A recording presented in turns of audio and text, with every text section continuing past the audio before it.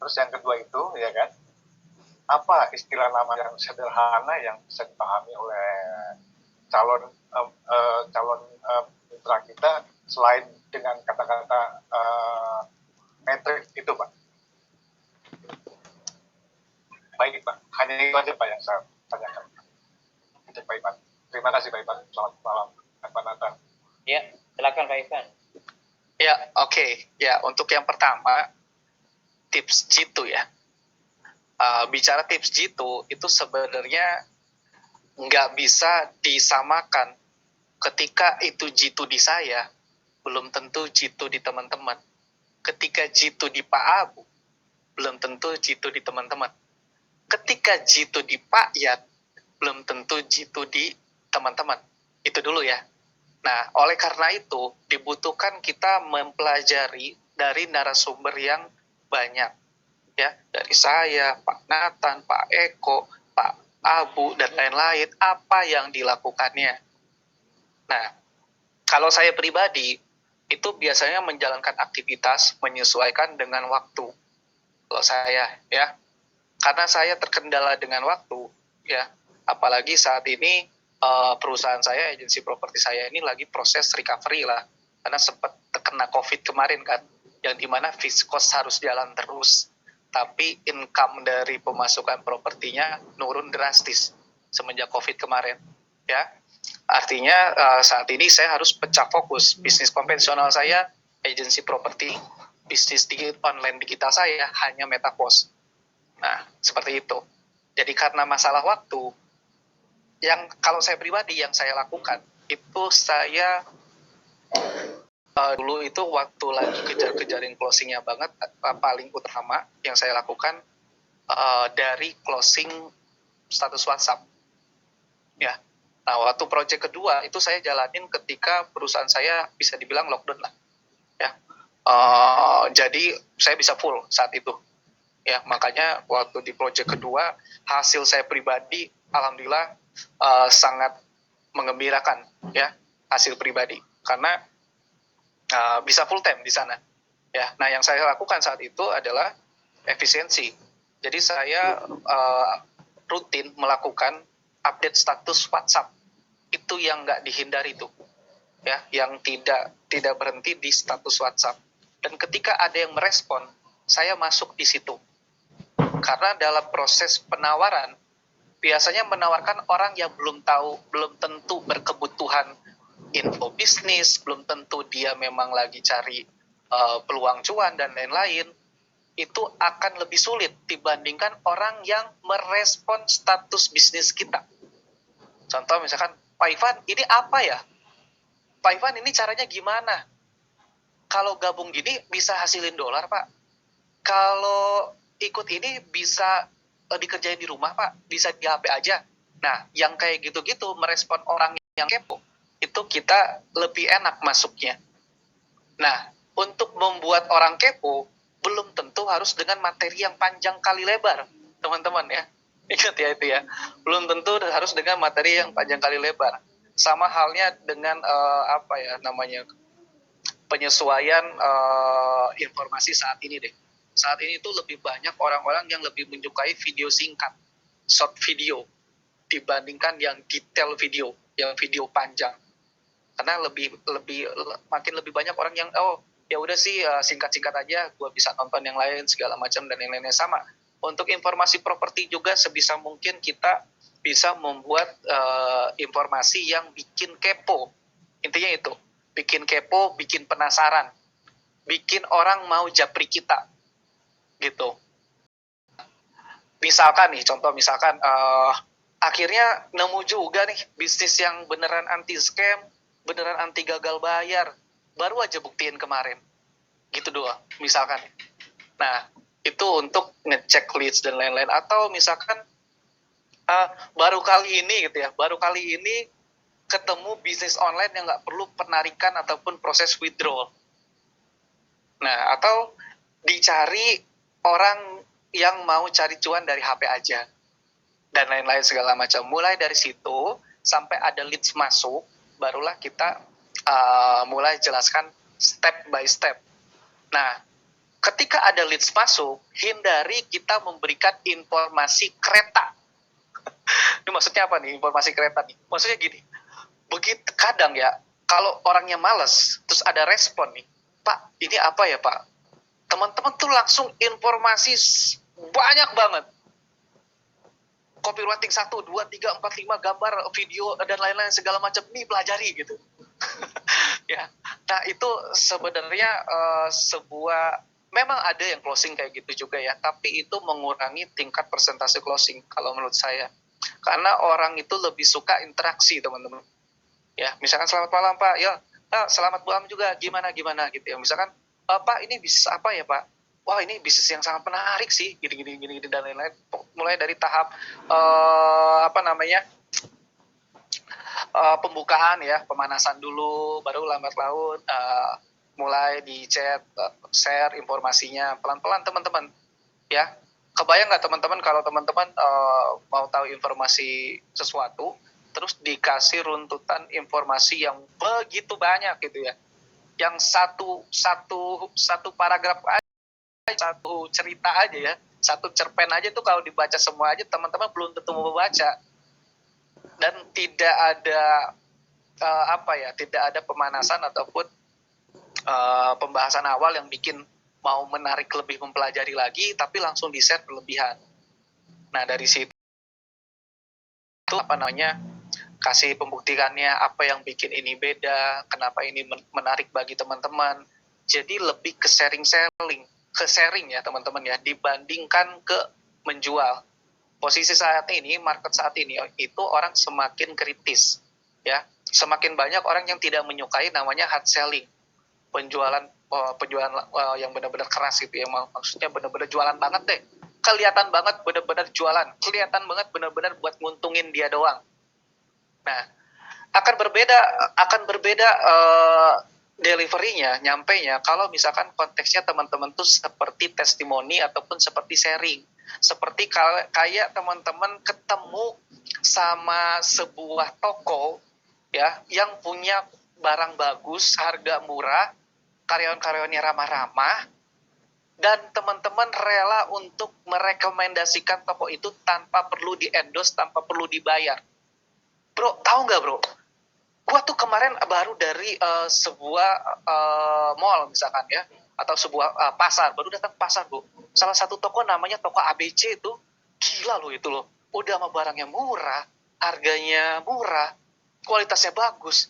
Semua karyawannya ramah-ramah men. Lu kalau beli di sana deh. Nah, ketika teman-teman masuk di Metaverse ini bisa memahami lebih dalam, apa yang membedakan ini, apa yang membuat Metaverse ini lebih menarik dibandingkan bisnis-bisnis lain, teman-teman akan bisa bercerita seperti itu. Bro, gila nih bro nih.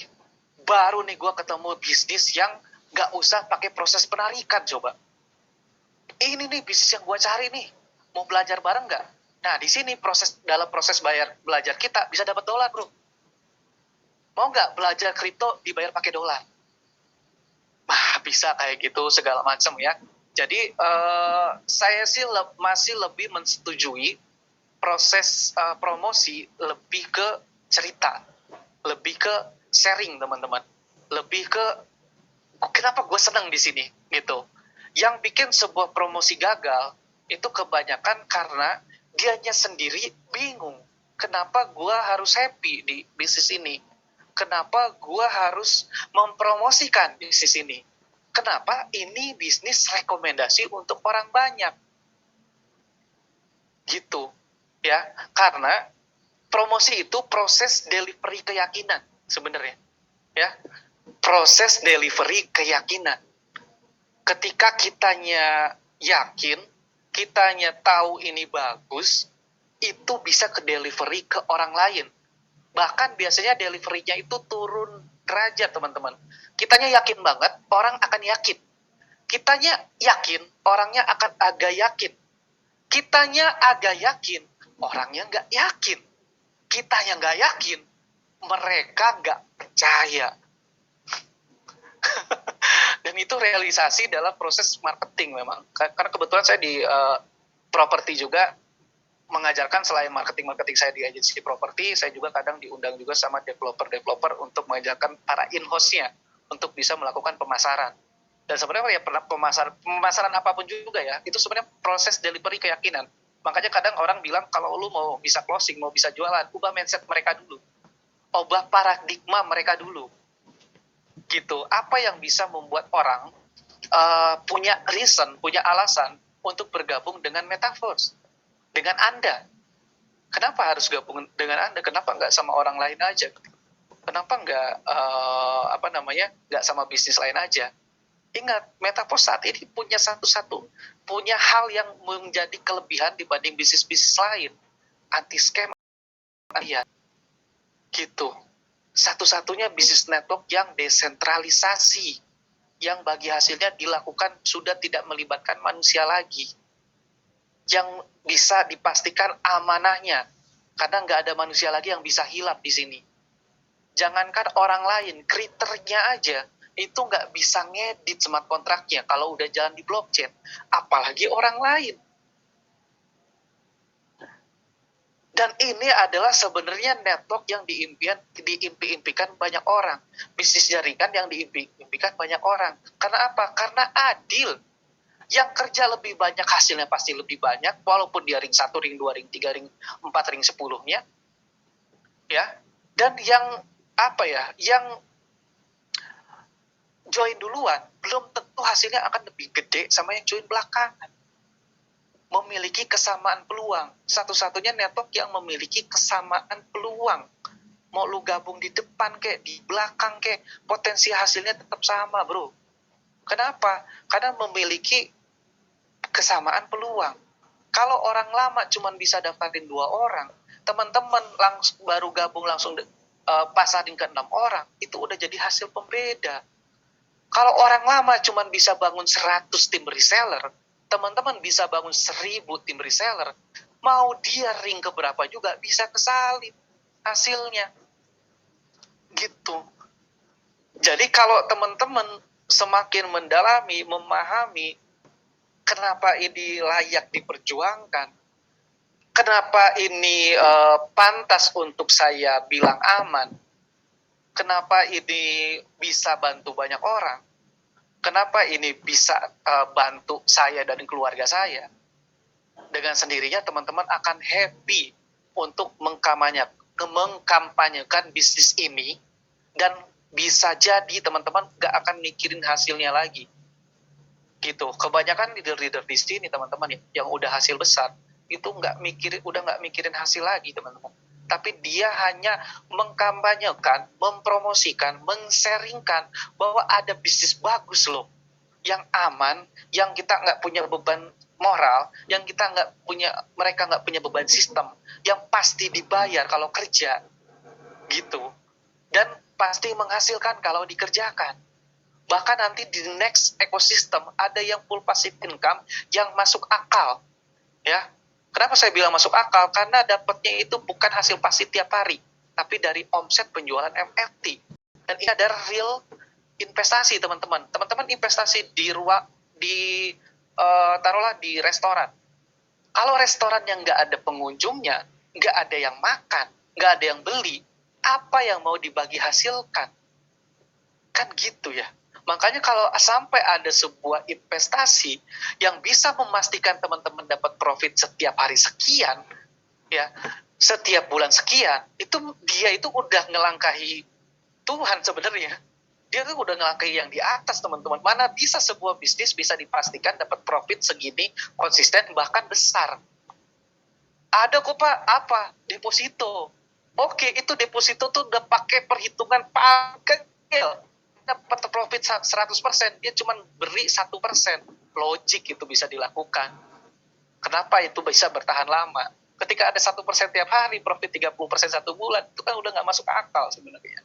Ya, itu dulu. Jadi masalah tips itu, saya sih sarankan teman-teman Bapak bisa pelajari ke banyak yang lain ya, bukan cuma saya doang. Karena saya pribadi sebenarnya secara pemasaran, secara rekrutmen, nggak jago-jago amat teman-teman. Lebih jago Pak Abu, lebih jago Pak Yan, mungkin lebih jago juga Pak Jamie ya, yang ada di sini Mas Berto dan lain-lain. seperti itu. Ketika itu jadi kekurangan saya tinggal menemukan mereka. Dengan apa? Dengan konsep saya, teman-teman. UFT ini dan lain segala macam.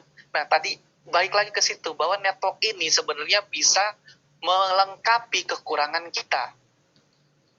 Kita nggak jago rekrut, nggak jago masaring, ketemu satu jenderal, selesai masalah kita. Gitu. Ya. Jadi itu kalau dari saya itu. Nah, mungkin bisa juga dikolaborasikan dengan sosmed ya, Facebook, Instagram, dan lain-lain ya. Nah, kalau Facebook teman-teman bisa bergabung dengan halaman-halaman, kalau masih main gratisan nih, bisa bergabung dengan halaman yang berhubungan. Misalkan info bisnis, freelance, lowongan kerja, bisnis online, dan lain-lain segala macam, seperti itu gabung dan bisa berpromosi di sana. Kalau mau lebih ekstrim lagi, pakai FB Ads, terarah. Mau ke umur berapa dan lain-lain segala macam bisa juga. Yaitu balik ke budgeting dari teman-teman sekalian, ya teman-teman ya. Jadi karena orang yang hasil besar di sini ada yang cuma pakai promosi simple, ada yang pakai promosi yang jelimet dan lain-lain. Beda-beda teman-teman. Ada yang cocok di A, ada yang cocok di B. Si A bilang bagus di FB, si B bilang bagus di IG, si C bilang bagus di WA. Lalu yang bagus buat saya apa Pak Ivan? Coba semuanya, evaluasi, yang paling leads-nya paling banyak, fokus di sana. Selesai. Gitu ya, itu untuk pertanyaan pertama. Kalau untuk pertanyaan yang kedua, tunggu dulu. Kalau yang pertama saya tambahin sedikit. Kalau teman-teman bermasalah dengan waktu. Kalau waktu teman-teman banyak, siap nerima pertanyaan banyak, teman-teman pakai sistem Rainbow aja. Informasikan ke siapapun yang bisa diinformasikan. Japri siapapun yang bisa dijapri. Rainbow itu namanya. Kalau sistem saya tadi, sistem sniper teman-teman. Ya, saya hanya menjelaskan orang yang mau ataupun mau menerima informasi dari saya. Nah, sistem yang kedua bisa pakai sistem Rainbow. Tembak semua orang. Nanti juga ada yang ketembak kok. Ya, nah, nggak usah khawatir. Nah, paling not pentingnya teman-teman ya, kalau teman-teman kan ada juga yang menyarankan ke lingkungan terdekat ya, kering sabun dulu dan lain-lain segala macam. Nah, konteks orang yang kenal dekat dan lain segala macam, teman-teman harus balik ke diri teman-teman dulu nih. Kalau teman-teman dipercaya oleh lingkungan, itu bagus. Kalau teman-teman punya track record yang bagus di lingkungan terdekat, laksanakan itu. Tapi kalau teman-teman track record-nya ada acara nggak pernah datang, ada undangan nikahan nggak pernah datang, ada kegiatan banyak orang nggak pernah datang, saudara ada masalah nggak pernah datang, nggak pernah bantu, tiba-tiba teman-teman punya bisnis, lalu teman-teman kabari mereka semua, pasti ujungnya ya pasti lebih besar penolakannya. Lu mah ngabarin gue pas ada butuhnya aja dan lain-lain segala macam. Nah, ini balik ke teman-teman ya. Jadi kalau lingkungan itu memungkinkan trust dengan teman-teman, memungkinkan mau menerima informasi dari teman-teman, jalankan. Tapi jika tidak, teman-teman karena ini bisnis online ya, lakukan closing di orang yang tidak dikenal. Itu banyak. Kadang-kala ada sebagian orang yang tidak diakui di lingkungan terdekatnya, tapi dia diakui banget di lingkungan virtualnya, di dunia bisnis online ya teman-teman. Gitu. Jadi itu kalau menjalanin ke ring 1 ya, ke orang-orang yang dikenal, lihat-lihat orangnya dulu. Mulai dari orang yang paling trust dengan teman-teman dulu, terus orang yang hormat sama teman-teman, mau mendengarkan informasi dari teman-teman. Nah, itu dulu ya paling prioritasnya. Atau orang yang pernah teman-teman bantu, ya, orang yang pernah teman-teman tolong, orang yang pernah teman-teman nongkrong bareng, ya, nongkrong bareng atau nahib bareng, pernah berjuang bareng. Nah, itu bisa dilakukan. Tapi kalau teman-teman selama ini tidak peduli dengan orang sekitar, lalu teman-teman berharap mereka mau bergabung dengan teman-teman dan mereka tahu teman-teman kesehariannya seperti apa, nah itu jangan berharap, ya. Mending teman-teman kelola database yang ada di global dunia ini, ya. Masuk satu grup WhatsApp aja sekarang ada 500 orang. Ya, ingat ya, masuk satu grup WhatsApp aja ada 500 orang. Apalagi masuk ke berbagai grup.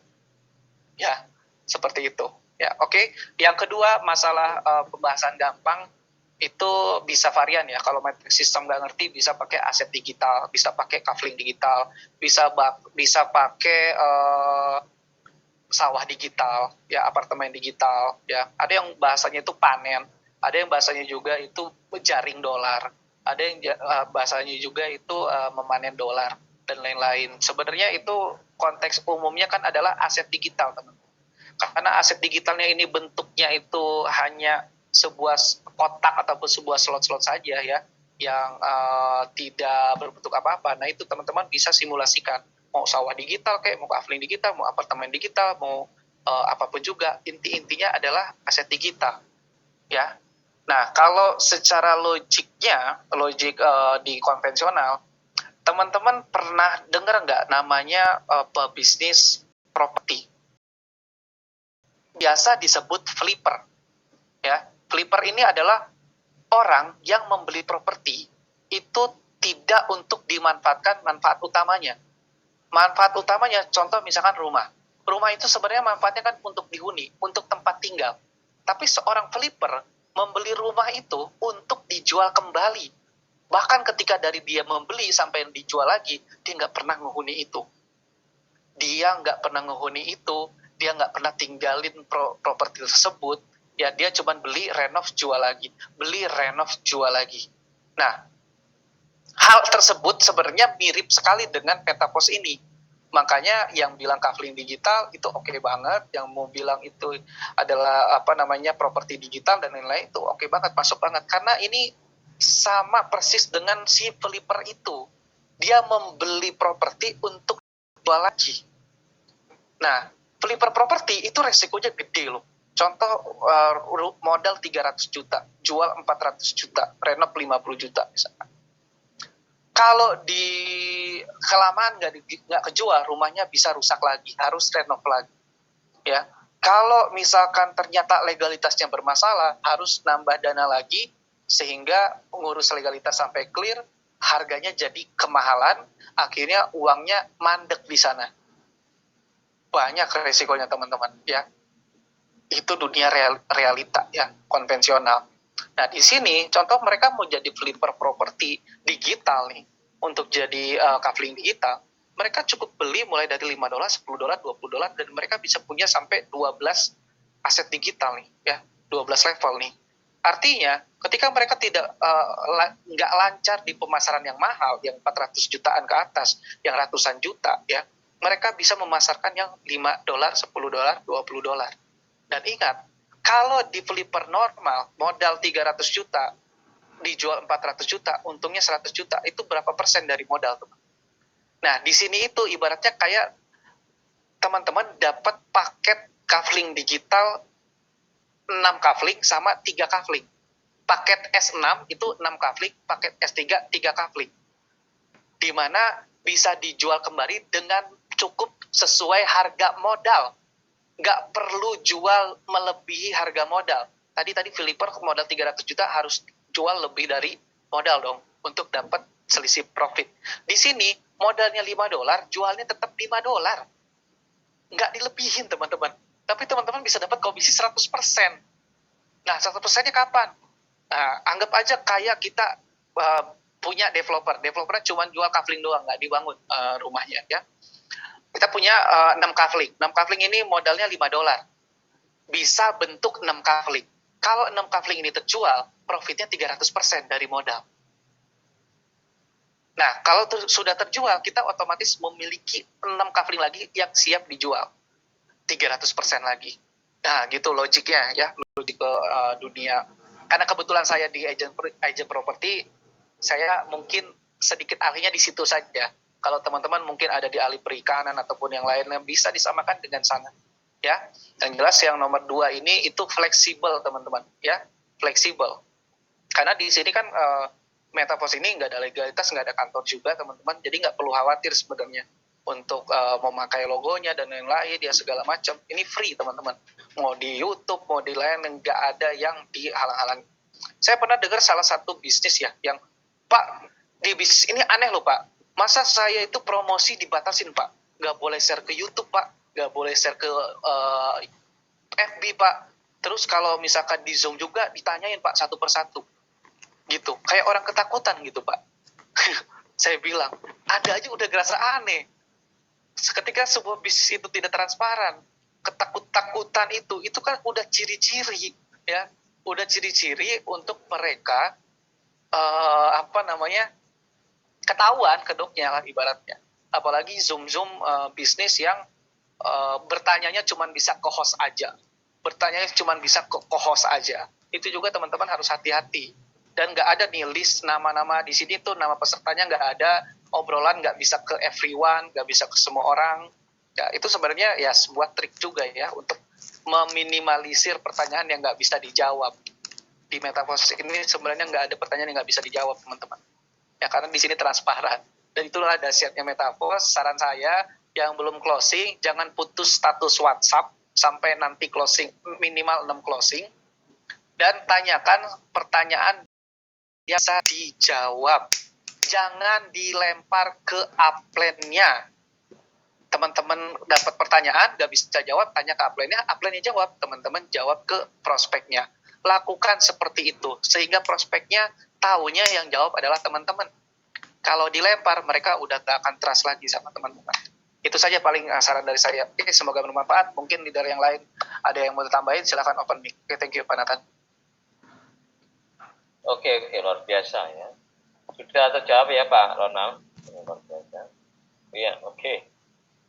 Ini langsung saja mungkin